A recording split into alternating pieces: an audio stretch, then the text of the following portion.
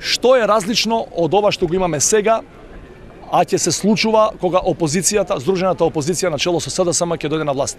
Последните избори, кога и да ги има, ќе има одговорна власт.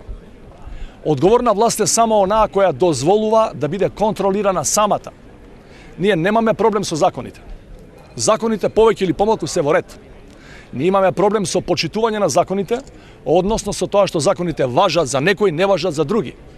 Значи, со минимална измена во законската рамка, идната влада ќе дозволи да биде контролирана. Тоа значи прво дека собранието нема да биде само удирач на печатот, нема да минува секоја одлука која доаѓа од владата. Тоа значи дека медиумите ќе бидат слободни.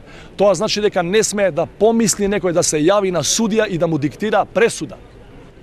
Тој што ќе се дрзне да го прави тоа, самиот ќе лежи затвор. Чи нема да има селективна правда и нема да има прошка и милост за никого, па таман бил председател, премиер, министр, било што.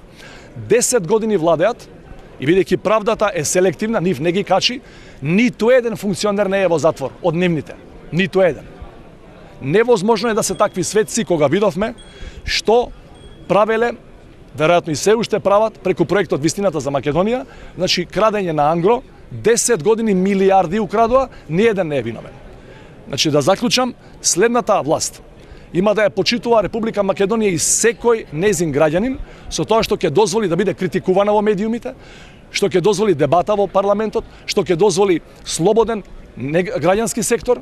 Нема новата влада да биде сајбија, нема да биде газда, нема да биде контролор на се живо што мрда и живее во оваа земја, него секој сегмент ќе си работи како што сака да си работи. И критика ќе трпите, и ќе влегувате во дебата со сите. Нема да бегате од дуели 10 години, само така оваа земја и овој народ може да оди напред. Благодарам.